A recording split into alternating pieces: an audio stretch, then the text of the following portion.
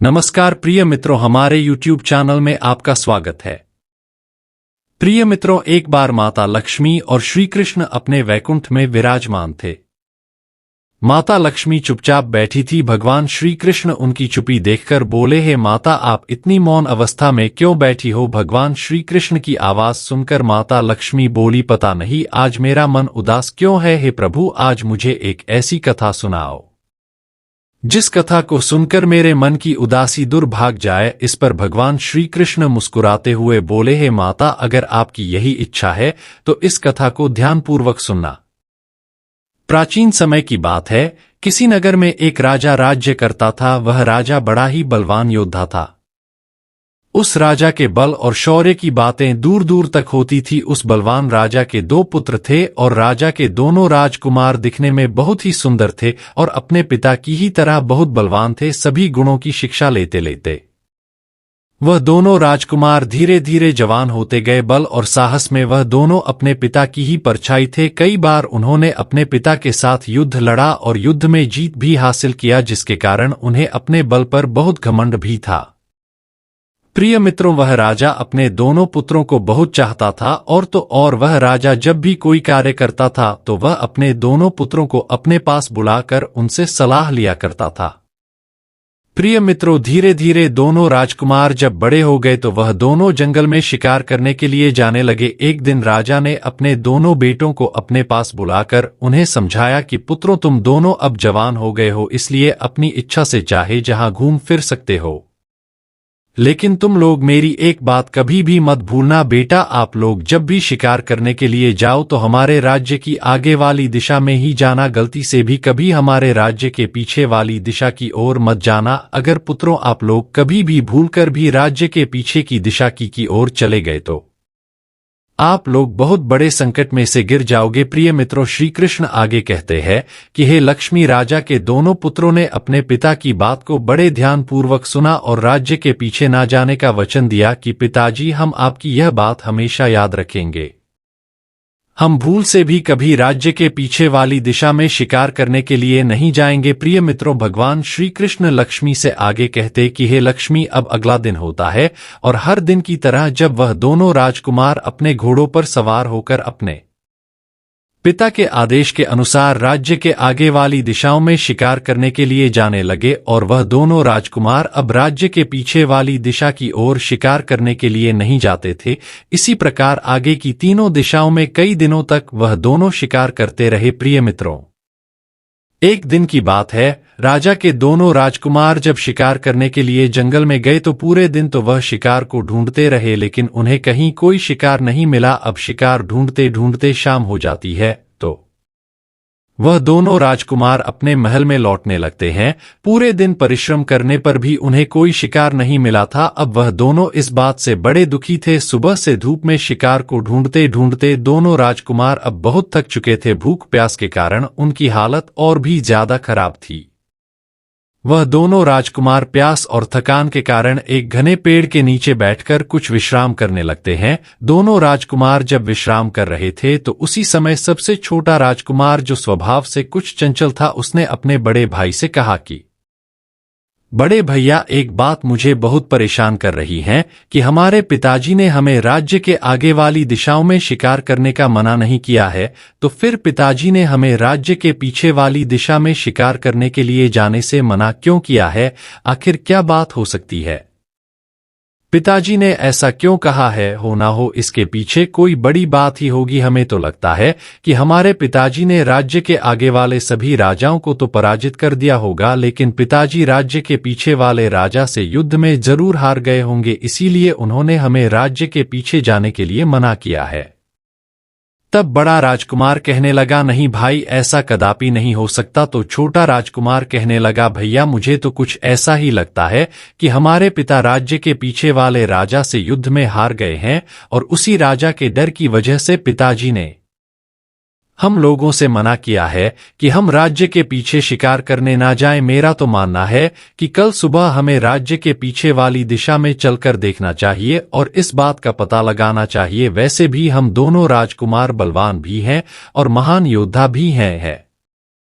हमें अपनी वीरता पर जरा भी संदेह नहीं करना चाहिए। अगर हम राज्य के पीछे वाली दिशा में जाएंगे तो राज्य में हमारी और भी अधिक प्रशंसा होगी। कल सुबह हम दोनों राज्यों के पीछे वाली दिशा में ही जाएंगे और जाकर देखेंगे कि हमारी बात सत्य है या नहीं। कि राज्य के पीछे वाले राजा से हमारे पिता हार चुके हैं या नहीं। प्रिय मित्रों, भगवान श्री कृष्ण माता लक्ष्मी से आगे कहते हैं कि हे लक्ष्मी।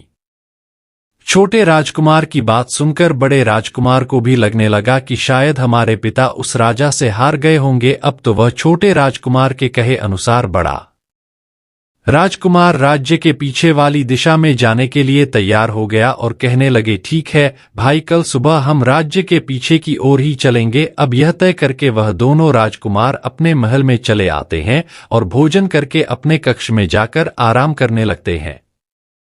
इधर जब अगला दिन होता है, सुबह नींद से जागकर वे दोनों राजकुमार अपने अपने घोड़ों पर बैठकर शिकार करने के लिए चल पड़ते हैं और जाते जाते उन्होंने अपने पिता से कहा, पिताजी, आज शिकार करने के लिए दूर से हमारे मित्र भी आ रहे हैं। हमें आज रात लौटने में कुछ देर हो जाएगी। अगर ज्यादा देर हो जाए तो आप चिंता मत करना। राजा ने कहा, मेरे बलवान बेटों, आपकी जैसी इच्छा। हमें आप दोनों की वीरता पर पूरा विश्वास है, फिर भी आप महल में जल्दी लौटने का प्रयास करना। प्रिय मित्रों, भगवान श्री कृष्ण माता लक्ष्मी से आगे कहते हैं कि हे लक्ष्मी। अपने पिता से इतना कहकर वह दोनों पुत्र शिकार करने के लिए निकल पड़ते हैं। आज वह दोनों राज्य के आगे ना जाकर राज्य के पीछे वाली दिशा में चल दिए और कुछ देर चलने के बाद वह अपने राज्य की सीमा से बाहर निकल गए। सीमा पार करके दोनों राजकुमार ने अपने राजसी घोड़े तो वहीं छोड़ दिए और वह अपना भेष बदलकर आगे के लिए चलने लगे। दोनों राजकुमार पैदल पैदल चलते हुए जंगल के मार्ग से चलते जा रहे थे। कई घंटों तक पैदल चलने के बाद वह बहुत दूर निकल आए थे और एक घने जंगल में जा पहुंचे थे। उस घने जंगल में उन्हें दूर दूर तक कोई गांव नहीं दिख रहा था। धूप में पैदल चलते चलते उन दोनों राजकुमारों को बहुत जोर की प्यास भी लगने लगी थी। अब दोनों राजकुमार एक छायादार पेड़ के पास में बैठकर आराम करने लगते हैं। उनकी प्यास अब बढ़ती ही जा रही थी और इधर धीरे धीरे सूरज ढल चुका था। जंगल में बहुत अंधेरा हो गया था। तभी छोटा राजकुमार उस पेड़ पर ऊपर चढ़कर बैठ जाता है तो छोटे राजकुमार को उस जंगल में कुछ दूरी पर एक घर दिखाई देता है। कुछ दूरी पर एक कच्चा घर बना हुआ था और उस घर के बाहर आग भी जल रही थी। छोटे राजकुमार को घर दिखाई दे रहा था और उसके पास में जलती हुई आग भी उसे दिख रही थी। यह देखकर छोटा राजकुमार पेड़ से नीचे उतरता है और कहता है, बड़े भैया, आप चिंता मत करो, आपकी प्यास बुझने वाली है, मैंने देख लिया है। तब बड़े राजकुमार ने पूछा, क्या हुआ भाई, तुमने ऐसा क्या देख लिया है जो इतना खुश हो रहे हो? तब छोटा राजकुमार कहता है, बड़े भैया, मैंने देखा है कि यहाँ से कुछ दूरी पर एक कच्चा घर है और वहां पर आग भी जल रही है। अगर हम दोनों उस घर तक पहुंच जाएं तो वहां हमें पानी जरूर और भोजन मिल सकता है। प्रिय मित्रों, भगवान श्री कृष्ण माता लक्ष्मी से आगे कहते हैं कि हे लक्ष्मी। छोटे राजकुमार की ऐसी बात सुनकर वह बड़ा राजकुमार बहुत प्रसन्न होता है और अपने छोटे भाई को गले लगा लेता है। अब वह दोनों उसी जगह पर पहुंच जाते हैं जहां वह कच्चा घर बना हुआ था। उस घर के बाहर एक कुआं भी दिखाई दे रहा था। कुआं को देखकर दोनों भाई खुशी से उछलने लगते हैं कि अब तो हम खूब सारा पानी पिएंगे। प्रिय मित्रों, भगवान श्री कृष्ण माता लक्ष्मी से आगे कहते हैं कि हे लक्ष्मी। जब उन्होंने कुएं के अंदर झांक कर देखा तो उस कुएं में पानी तो भरा हुआ था, लेकिन पानी बहुत नीचे था। कुएं के पास एक बाल्टी भी रखी हुई थी मगर उस बाल्टी में रस्सी नहीं थी। अब वह दोनों भाई सोचने लगे कि भाई, पानी तो मिल गया है, लेकिन बिना रस्सी के जल निकाले कैसे? अगर यह जल हम लोगों को नहीं मिला तो प्यास के मारे हमारी मृत्यु यही हो जाएगी। तब बड़े भाई ने छोटे भाई से कहा, मैं घर में जाकर पूछकर आओ, कोई ना कोई तो इस घर में जरूर रहता होगा। जब घर के बाहर कुआं है तो फिर घर के अंदर रस्सी भी होगी। तुम जल्दी से जाओ और उस घर से रस्सी मांग कर लाओ। प्रिय मित्रों, भगवान श्री कृष्ण माता लक्ष्मी से आगे कहते हैं कि हे लक्ष्मी। वह बड़ा राजकुमार वहीं कुएं के पास बैठ गया और छोटा राजकुमार रस्सी लेने के लिए उस घर के द्वार पर चला गया। जब वह राजकुमार घर के पास में पहुंचा और आवाज लगाई कि अंदर कोई है, सुनिए, हमें रस्सी दे दीजिए ताकि हम कुएं से पानी निकाल सके। हम दोनों भाई बहुत प्यासे हैं, अगर हमको पानी नहीं मिला तो हम प्यास के मारे मर जाएंगे। जैसे ही उस छोटे राजकुमार ने आवाज लगाई तो उस घर में से एक बहुत सुंदर लड़की निकलकर आई। राजकुमार ने विनती करते हुए कहा, सुनिए, हम दोनों भाई प्यास से व्याकुल हैं। हम 2 लोग हैं और दोनों प्यासे हैं। मेरा बड़ा भाई उस कुएं के पास बैठा है। मैं आपके पास रस्सी लेने आया हूं। एक बाल्टी तो वहां रखी है, लेकिन उसमें रस्सी नहीं है। अगर आपके घर में रस्सी मिल जाए तो आपका बड़ा उपकार होगा। प्रिय मित्रों, भगवान श्री कृष्ण माता लक्ष्मी से आगे कहते हैं कि हे लक्ष्मी, वह लड़की बहुत रूपवान थी और वह छोटा राजकुमार भी बड़ा रूपवान था। वह लड़की उसे देखते ही उस पर मोहित हो गई। सोचने लगी, आज तो घर बैठे राजकुमार चलकर आया है, इस खूबसूरत युवक को मैं अपना पति बनाऊंगी। वह लड़की द्वार पर खड़े खड़े उसे देखती ही रह गई। राजकुमार कहता है, हे लड़की, तुम किस सोच में पड़ गई हो? अगर आपके पास रस्सी हो तो हमें दे दो। वह लड़की उस राजकुमार से कहती है, ठीक है, कुछ समय रुको, मैं अपनी बड़ी बहन से पूछ कर आती हूं। तब वह सुंदर लड़की अंदर जाती है और अपनी बड़ी बहन से कहती है कि बहन, एक युवक आया है जो देखने में राजकुमार मालूम पड़ता है। वह द्वार पर खड़ा है और रस्सी लेने के लिए आया है। बेचारा प्यास से व्याकुल है। इतनी बात सुनकर उसकी बड़ी बहन भी द्वार पर पहुंच जाती है और उस राजकुमार को देखती है तो राजकुमार कहता है कि हे देवी, आपके घर से अगर हमें रस्सी मिल जाए तो हमें कुएं से पानी निकालकर पीने में आसानी हो जाएगी। हम दोनों भाई बहुत प्यासे हैं, आपका बड़ा उपकार होगा, कृपया हमें रस्सी दे दो। छोटे राजकुमार की बात सुनकर उसकी बड़ी बहन कहती है कि रस्सी तो आपको हमारे पास मिल जाएगी, मगर आप दोनों को हमारी एक शर्त माननी पड़ेगी। अगर उस शर्त को आप दोनों ने पूरा कर दिया तो हम आपको रस्सी अवश्य दे देंगे, और रस्सी ही नहीं बल्कि हम स्वयं आपको पानी पिलाएंगे और अपने हाथों से भर पेट भोजन भी खिलाएंगे। प्रिय मित्रों, भगवान श्री कृष्ण माता लक्ष्मी से आगे कहते हैं कि हे लक्ष्मी। तब छोटा राजकुमार कहता है, ठीक है, आप कुछ देर इंतजार करिए, मैं पहले अपने बड़े भाई से पूछ लेता हूँ। वह जैसा कहेगा मैं वैसा ही करूँगा। वह राजकुमार भागता हुआ अपने बड़े भाई के पास में जाता है और सारी बात उनसे कहता है कि बड़े भाई, पानी तो पीने को मिल जाएगा, लेकिन उन दोनों लड़कियों की कोई शर्त है, हमें वह माननी पड़ेगी। उन्होंने कहा कि अगर आप हमारी शर्त मान लेते हो तो आपको प्यास बुझाने के लिए पानी भी मिलेगा, खाना भी मिलेगा और आराम करने के लिए चारपाई भी मिलेगी। प्रिय मित्रों, वहां दोनों राजकुमार बहुत प्यासे थे। उन्हें उस समय कुछ समझ सूझ नहीं पड़ रही थी। वह उस समय पानी पीकर सिर्फ अपनी जान बचाना ही सही समझ रहे थे। बड़े राजकुमार ने कहा, ठीक है भाई, हमें पानी पीने को मिल जाए, हम उसकी कोई भी शर्त मानने को तैयार है। प्रिय मित्रों, भगवान श्री कृष्ण माता लक्ष्मी से आगे कहते हैं कि हे लक्ष्मी, इस प्रकार वह अपने बड़े भाई से पूछकर वह छोटा राजकुमार एक बार फिर उसी घर के द्वार पर उस रूपवान लड़की की बड़ी बहन के पास आ जाता है और कहने लगा, हमारे जो बड़े भाई हैं वह आपकी हर शर्त मानने को तैयार हैं, लेकिन हमें जल्दी से पानी पिला दीजिए और यह भी बता दीजिए कि आपकी शर्त क्या है। तब उस लड़की की बड़ी बहन कहती है कि है नौजवान, हम लोगों की शर्त यह है कि हम भी 2 बहनें हैं और हम दोनों बहनें बहुत रूपवान हैं और अभी तक हम कुंवारी हैं। आज तक हमें तुम्हारे जैसा कोई हट्टा कट्टा पुरुष नहीं मिला है, इसलिए अब तक हम कुंवारी हैं। अगर तुम चाहो तो तुम दोनों भाई हम दोनों बहनों से विवाह कर लो, तो हम अपने घर में बैठाकर तुम्हें पानी पिलाएंगे, स्वादिष्ट खाना भी खाने को देंगे और यहाँ आराम करने के लिए तुम्हें चारपाई भी देंगे। प्रिय मित्रों, भगवान श्री कृष्ण माता लक्ष्मी से आगे कहते हैं कि हे लक्ष्मी, उस लड़की की इतनी बात सुनकर छोटा राजकुमार हैरान रह गया। वह सोचने लगा कि यह कैसी शर्त है, बिना माता पिता की आज्ञा के हम दोनों भाई विवाह कैसे कर सकते हैं। अब वह छोटा राजकुमार भागता हुआ अपने बड़े भाई के पास जाता है और उनकी शर्त के बारे में बताता है कि बड़े भैया उस रूपवान लड़की की बड़ी बहन और हैं। अगर हम दोनों उन दोनों बहनों से विवाह कर लेते हैं तब तो हमें पानी पीने को मिल जाएगा, नहीं तो हमें प्यास से ही मरना पड़ेगा। इस लड़की ने कहा है कि अगर हम उसकी बात मान लेंगे तो हमें पीने के लिए पानी भी मिलेगा, खाने के लिए स्वादिष्ट खाना भी मिलेगा और आराम करने के लिए चारपाई भी मिलेगी, और यदि उनकी शर्त नहीं मानी तो पानी क्या, यहाँ हमें बैठने को भी नहीं मिलेगा। तब बड़े राजकुमार ने कहा कि छोटे भाई, हम उनसे विवाह कैसे कर सकते हैं? अगर हम उनसे विवाह कर लेंगे तो हमारे पिताजी नाराज हो जाएंगे, पिता के मान सम्मान का क्या होगा? हमारे पिता तो हमारा विवाह बड़े बड़े राजाओं की राजकुमारियों से कराना चाहते हैं। तब छोटा राजकुमार कहने लगा, सुनो बड़े भाई, अगर हम जीवित बच पाएंगे तभी तो हमारे पिता हम दोनों का विवाह कर पाएंगे। अगर हमें जल्दी से पानी नहीं मिला तो हम वैसे भी मर जाएंगे।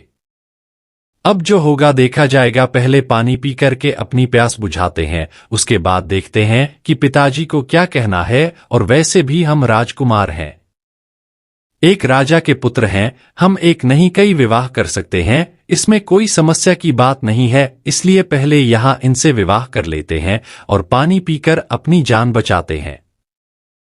प्रिय मित्रों, भगवान श्री कृष्ण माता लक्ष्मी से आगे कहते हैं कि हे लक्ष्मी, दोनों राजकुमार झूठ मूठ से दोनों सुंदर लड़कियों से विवाह करने के लिए तैयार हो जाते हैं। अब तो वह दोनों राजकुमार उन दोनों बहनों के घर जाते हैं और उन दोनों कन्याओं से कहते हैं कि हमें आप दोनों की शर्त स्वीकार है, आप हमें पानी पिला दो। यह सुनकर वह दोनों बहनें खुश हो जाती हैं। वह बड़े सम्मान से उन दोनों राजकुमारों को जल पिलाती है। जल पीने के बाद उन्हें कुछ राहत मिलती है। फिर वह दोनों लड़कियां जल्दी जल्दी स्वादिष्ट खाना बनाती है और उन दोनों को खाना खिलाती है। खाना खिलाने के बाद वह लड़की क्या कहती है कि है राजकुमारों, हम विवाह की तैयारी कर लेते हैं, तब तक आप दोनों विवाह के लिए तैयार हो जाइए। जब दोनों राजकुमार पानी पी लेते हैं तो बड़े वाले राजकुमार के मन में आता है कि हमें जिसकी जरूरत थी वह हमें तो मिल ही गया है, अब हम इनकी कोई शर्त भी नहीं माने तो यह हमारा क्या कर सकती है, हम दोनों इतने बलवान हैं, इन कोमल लड़कियों को उठाकर पटक देंगे। अब यही सोचकर बड़े वाला राजकुमार कहता है कि है लड़कियों, हमें तुमसे कोई विवाह नहीं करना है, हमने तो पानी पीने के लिए तुमसे कह दिया था, परंतु हम अपने पिताजी से पूछे बिना विवाह नहीं कर सकते, अब हम यहां से जा रहे हैं। उस राजकुमार की ऐसी बातें सुनने के बाद वह लड़कियां अपने असली रूप में आ जाती हैं और वह दोनों राक्षसी थी, उनके बड़े बड़े नाखून थे और उनके बड़े बड़े दांत थे। उनका ऐसा रूप देखकर दोनों राजकुमार डर जाते हैं और कहते हैं कि हे लड़कियों, हमें माफ कर दो, हम तुमसे विवाह करने के लिए तैयार हैं। छोटा राजकुमार अपने बड़े भाई को समझाता है और कहता है कि यह राक्षसी है, अगर हमने उनकी बात नहीं मानी तो यह हमको मार डालेंगी। प्रिय मित्रों, भगवान श्री कृष्ण माता लक्ष्मी से आगे कहते हैं कि हे लक्ष्मी, अब तो उन दोनों का विवाह हो जाता है और विवाह करके वहां लड़कियां बड़ी खुश थी। वह अपने अपने पति के साथ खूब मौज मस्ती करती थी और अपने पतियों को रोज स्वादिष्ट स्वादिष्ट भोजन बनाकर खिलाया करती थी। इस प्रकार कई दिन निकल जाते हैं। अपनी पत्नी के हाथ का स्वादिष्ट भोजन खाकर बड़ा राजकुमार खूब मोटा ताजा हो रहा था।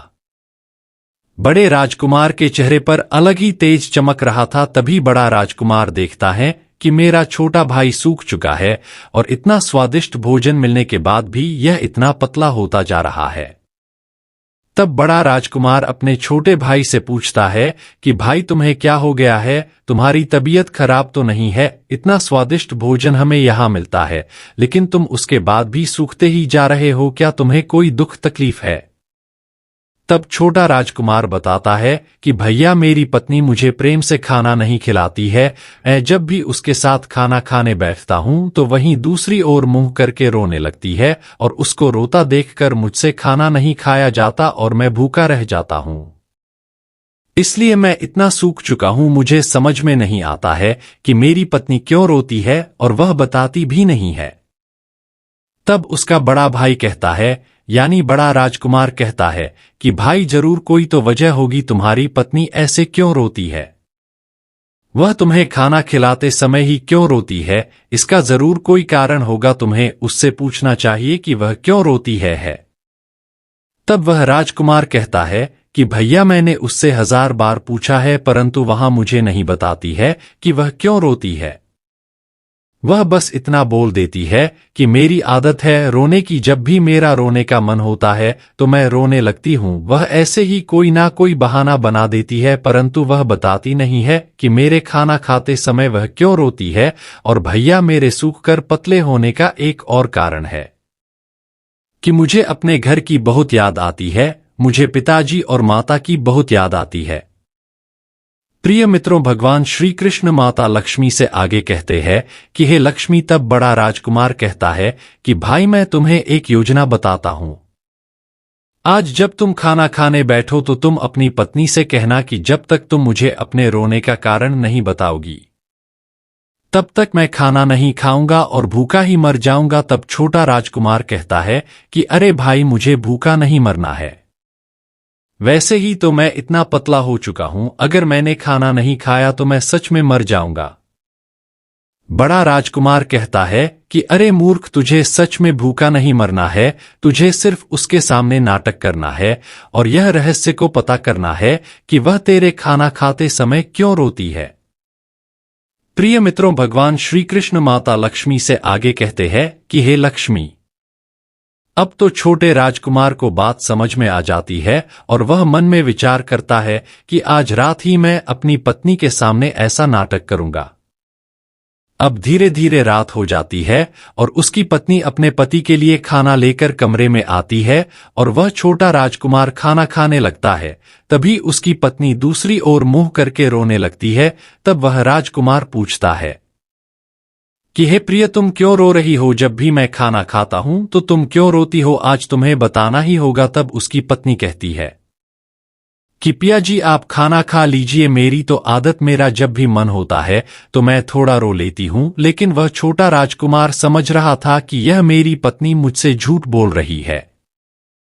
तब वह कहता है कि हे प्रिय, आज तो तुम्हें बताना ही होगा कि तुम क्यों रोती हो। अगर तुमने नहीं बताया तो मैं भूखा ही मर जाऊंगा, मैं अन्न का एक दाना भी नहीं खाऊंगा। तब उस राजकुमार की पत्नी कहती है कि अरे पिया जी, आप ऐसा मत करिए, आप मर जाएंगे तो फिर मेरा क्या होगा? मैं आपसे बहुत प्रेम करती हूं, चलिए मैं अपने रोने का कारण आपको बता देती हूं। अब तो वह राजकुमार की पत्नी उसे अपने रोने का कारण बताने लगती है। वह कहती है कि प्रिया जी, मेरे रोने का कारण यह है कि मेरी जो बहन है यह एक राक्षसी है और मैं भी एक राक्षसी हूं। मेरी बहन रोज जंगल में जाती है और अपने खाने के लिए मांस लेकर आती है। अलग अलग जानवरों का मांस वह रोज खाती है और जीवित रहती है। पियाजी, मैं इस बात को लेकर चिंतित हूं कि जिस दिन उन्हें जंगल में किसी जानवर का मांस नहीं मिलेगा उस दिन वह आपके बड़े भाई को खा जाएंगी और आपका बड़ा भाई मारा जाएगा। आप अपने बड़े भाई से बहुत प्रेम करते हैं तो यह देखकर आपको बहुत बुरा लगेगा और हो सकता है कि उसके कारण आप मुझसे प्रेम करना छोड़ देंगे। मैं आपके साथ कभी ऐसा नहीं करूंगी क्योंकि मैं आपसे बहुत प्यार करती हूं, परंतु मेरी जो बहन है वह किसी से सच्चा प्यार नहीं करती है। उन्हें जिस दिन अपनी भूख मिटाने के लिए भोजन नहीं मिलेगा तो वह अपने पति को ही खा जाएंगी। इसी बात को लेकर मैं बड़ी चिंतित हूं कि कहीं मेरी बहन के कारण मुझे आपसे दूर ना होना पड़े, कहीं आप मेरा त्याग ना कर दें। प्रिय मित्रों, तब वह छोटा राजकुमार कहता है कि प्रिय, अगर ऐसी बात है इसका मतलब है कि हमारे बड़े भाई के प्राण संकट में है और कभी भी उनकी पत्नी उन्हें अपना भोजन बना सकती है। क्या तुम्हारी बहन से बचने का कोई रास्ता नहीं है? तब उसकी पत्नी कहती है कि पिया जी, मैं आपको और आपके बड़े भाई को मेरी बहन से बचा सकती हूं, परंतु मेरी एक शर्त है और आप दोनों भाइयों को मेरी शर्त माननी होगी।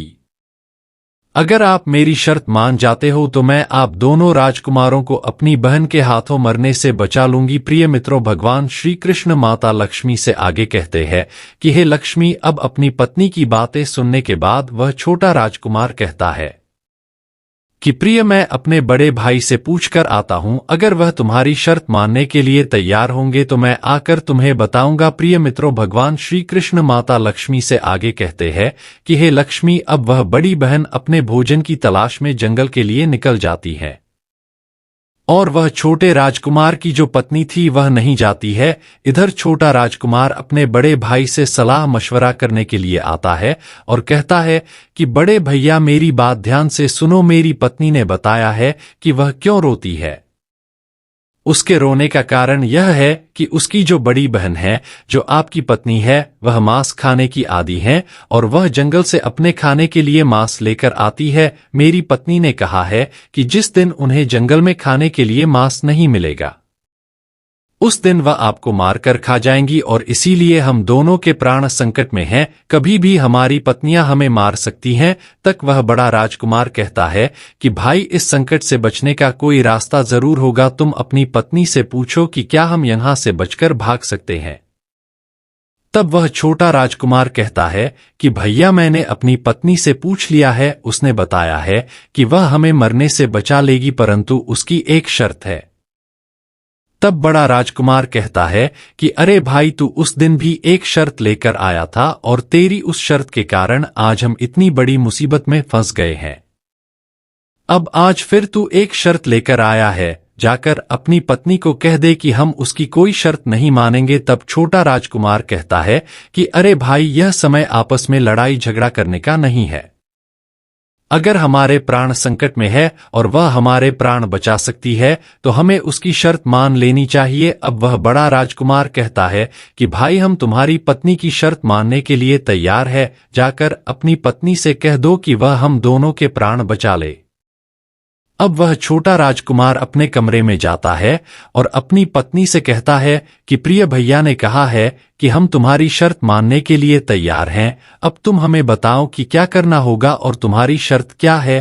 प्रिय मित्रों, भगवान श्री कृष्ण माता लक्ष्मी से आगे कहते हैं कि हे लक्ष्मी। तब वह कहती हैं कि पिया जी, मेरी बस एक ही शर्त है कि मैं आपके साथ अपना जीवन बिताना चाहती हूँ। मरते दम तक मैं आपके साथ रहना चाहती हूँ, इसलिए आपको अपने साथ साथ मेरे प्राण भी बचाने होंगे। यही मेरी शर्त है।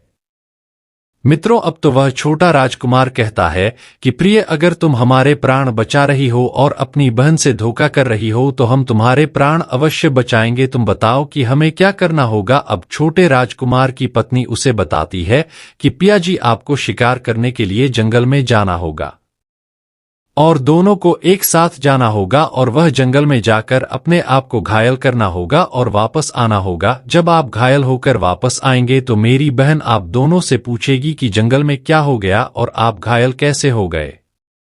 तब आपको बताना होगा कि जंगल में कुछ लुटेरे आए थे जिनके घोड़े बहुत तेज भागते हैं और उन्होंने हमारे घोड़े लूट लिए हैं और हमारा धन भी लूट लिया है। हमारे घोड़े बहुत धीरे भागते हैं, इसलिए हम उनसे हार गए और पराजित हो गए। प्रिय मित्रों, भगवान श्री कृष्ण माता लक्ष्मी से आगे कहते हैं कि हे लक्ष्मी। उस छोटे राजकुमार की पत्नी आगे कहती हैं कि पिया जी, उसके बाद मेरी बहन आपसे पूछेंगी कि आप क्या चाहते हो। तब आपको बोलना है कि हमें आपके तेज दौड़ने वाले घोड़े दे दीजिए, हम शिकार करने जाएंगे और अच्छे अच्छे शिकार करके लाएंगे। तब वह मेरी बहन आपको तेज दौड़ने वाले घोड़े दे देगी और आप दोनों भाई उन घोड़े पर सवार होकर और जंगल को पार करके अपने राज्य में चले जाना। अगर एक बार आप इस जंगल को पार करके और जंगल की सीमा से अपने राज्य में पहुंच गए तो मेरी बहन की शक्ति काम नहीं करेगी, क्योंकि हमारी शक्ति सिर्फ इस जंगल में ही काम करती है और जंगल की सीमा के बाहर हमारी कोई शक्ति काम नहीं करती है। अगर आपने एक बार इस जंगल को पार कर लिया तो मेरी बहन आपका कुछ नहीं बिगाड़ पाएंगी और आपके प्राण बच जाएंगे। प्रिय मित्रों, भगवान श्री कृष्ण माता लक्ष्मी से आगे कहते हैं कि हे लक्ष्मी। अब तो छोटे राजकुमार को अपनी पत्नी की बात समझ में आ गई थी। वह तुरंत अपने बड़े भाई के पास गया और उनको सारी बात बताई कि किस प्रकार हमें अपने प्राण बचाकर यहाँ से भागना है। अब तो दोनों राजकुमार पूरी योजना को समझ गए थे। अगले ही दिन वह राजकुमार शिकार करने का बहाना करके जंगल में चले जाते हैं और जंगल में जाकर एक दूसरे को घायल कर देते हैं। प्रिय मित्रों, एक दूसरे को घायल करने के बाद वह दोनों राजकुमार वापस घर पर आ जाते हैं और घर आकर जब उसकी बड़ी बहन देखती हैं कि हमारे दोनों बहनों के पति बहुत घायल हैं और रक्त बह रहा है तो वह पूछती है कि आपकी ऐसी हालत किसने की है। इस जंगल में ऐसी किसकी हिम्मत है जो हमारे पति के साथ ऐसा किया है। तब वह दोनों राजकुमार बताते हैं कि जंगल में आज लुटेरे आए थे और उनके घोड़े बहुत तेज दौड़ रहे थे। उन्होंने हमारे घोड़े लूट लिए और हमारा धन लूट कर ले गए हैं। हमारे घोड़े बड़े धीरे दौड़ते हैं, इसलिए हम उनसे पराजित हो गए। अब वह बड़ी बहन अपने पति से पूछने लगी कि पिया जी बताइए, हम आपकी क्या सहायता कर सकते हैं। अगर आप चाहे तो हम उन लुटेरों को मारकर आपके सामने आपके चरणों में लाकर रख सकते हैं। तब वह राजकुमार कहते हैं कि नहीं प्रिय, आप एक स्त्री हो, अगर हमारे शत्रु को आप दंड दोगी तो इससे हमारी बदनामी होगी। सब कहेंगे कि राजकुमार बड़े ही कमजोर हैं जो अपने शत्रु को अपनी स्त्री से पिटवा रहे हैं। तब वह दोनों पत्नियां कहती हैं कि बताइए स्वामी, अगर हम आपकी ऐसे सहायता नहीं कर सकते हैं तो फिर हम आपके लिए क्या कर सकते हैं। तब वह राजकुमार कहते हैं कि प्रिय, हमारे घोड़े तो चले गए, अब कल फिर वहां लुटेरे आएंगे। अगर आप हमें अपने तेज दौड़ने वाले घोड़े दे दें तो बड़ी सहायता होगी। हम जंगल से आपके लिए आज अच्छे अच्छे शिकार करके लाएंगे। प्रिय मित्रों, भगवान श्री कृष्ण माता लक्ष्मी से आगे कहते हैं कि हे लक्ष्मी, राजकुमारों की इतनी बात सुनने के बाद उनकी पत्नियां विचार करती हैं और सोचती हैं कि ठीक ही कह रहे हैं, अगर यह अच्छे अच्छे शिकार करके लाएंगे तो हमारा भी पेट भरता रहेगा। तब वह बड़ी राक्षसी अपनी छोटी बहन से कहती है कि बहन, जाओ और दोनों राजकुमारों को हमारे सबसे तेज दौड़ने वाले घोड़े दे दो। अब वह छोटी राक्षसी दोनों राजकुमारों को लेकर बगीचे में जाती है और सबसे तेज दौड़ने वाले घोड़े उन्हें दे देती है और कहती है कि जितनी जल्दी हो सके आप इस जंगल की सीमा को पार कर जाओ। मित्रों, अब तो वह दोनों राजकुमार उस छोटी वाली राक्षसी का बहुत बहुत धन्यवाद करते हैं। वह कहते हैं कि आपने हमारी जान बचाई, उसके लिए हम आपके आभारी हैं। तब वह राक्षसी कहती है कि राजकुमारों, मैंने आपकी जान तो बचा ली, परंतु आपको मेरी शर्त तो याद है ना। आपको भी मेरी जान बचानी होगी। अगर कोई आपसे पूछे कि आपको यहां से बचने का रास्ता किसने बताया है तो आप मौन रहे ना और मेरा नाम मत लीजिएगा। अगर आपने बताया कि मैंने ही आपकी सहायता की है तो मेरी बहन मुझे जिंदा खा जाएंगी। प्रिय मित्रों, भगवान श्री कृष्ण माता लक्ष्मी से आगे कहते हैं कि हे लक्ष्मी। तब दोनों राजकुमार कहते हैं कि हम आपकी जान अवश्य बचाएंगे, हम किसी को नहीं बताएंगे कि हमें यहां से भागने का रास्ता आपने बताया है। मित्रों, अब तो वह दोनों राजकुमार जाकर अपने अपने कमरे में सो जाते हैं और आराम करने लगते हैं। वह सभी इस बात को सोचकर बड़े प्रसन्न थे कि कल हम इस नर्क से, ऐसी जिंदगी से मुक्त होकर अपने राज्य पहुंचेंगे, अपने पिताजी से मिलेंगे। अब अगला दिन होता है और वह दोनों राजकुमार तेज दौड़ने वाले घोड़े लेकर शिकार करने के लिए चले जाते हैं। इधर बड़ी राक्षसी को नहीं पता था कि हमारे दोनों राजकुमार अब वापस नहीं आने वाले। वह दोनों राजकुमार अपने घोड़े को भगाते हुए और शाम तक जंगल की सीमा पाकर जाते हैं।